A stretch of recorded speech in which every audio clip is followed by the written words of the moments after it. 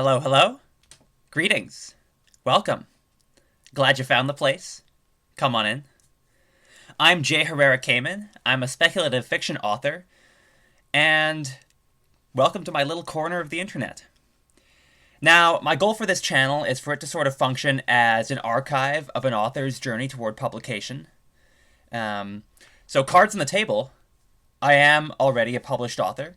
From 2017 to 2024, I saw 9 of my short stories published across a variety of formats, mainly in print and online, but also some of them in audiobook format.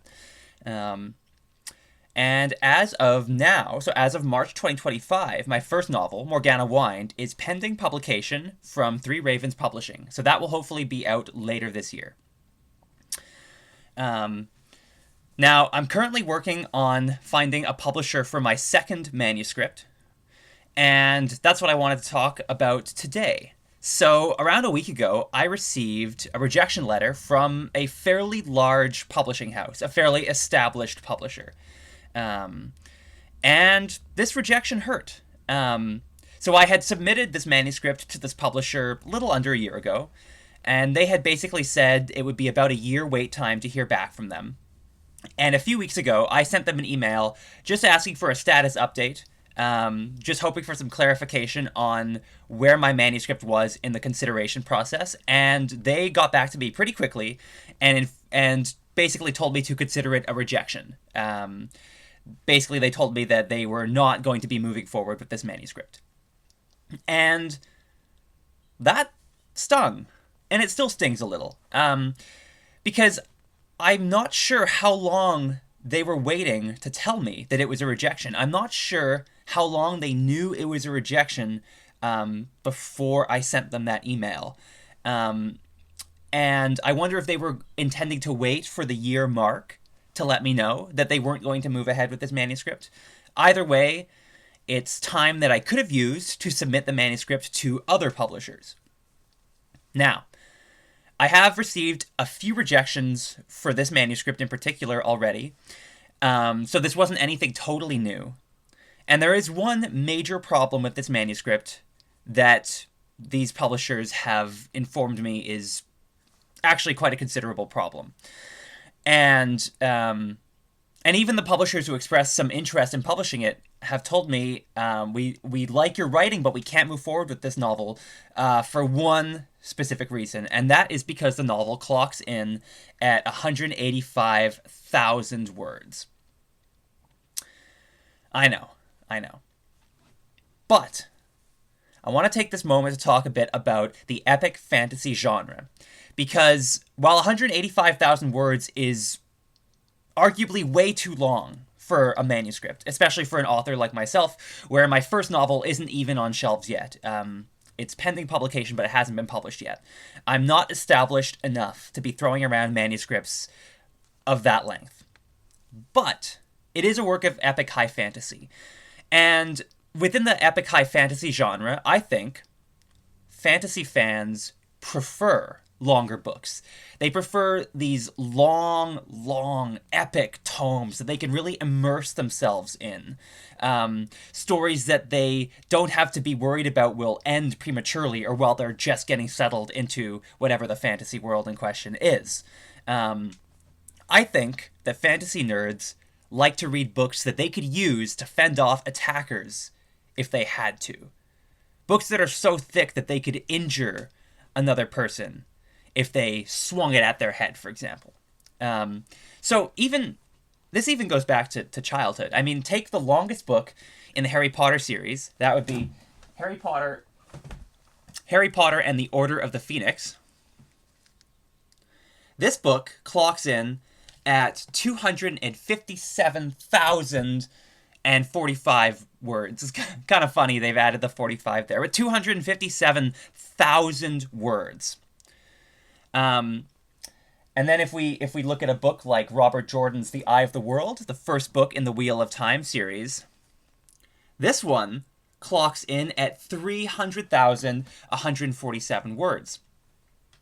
If you look at the first book in the Song of Ice and Fire series by George R. R. Martin, A Game of Thrones. This one clocks in at 292,727 words.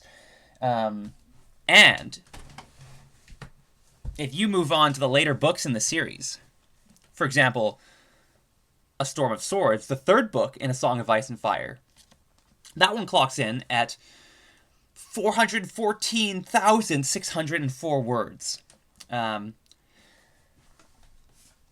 that's to say nothing of Mr. Brandon Sanderson, whose first book in the Stormlight archive, The Way of Kings, clocks in at 383,389 words.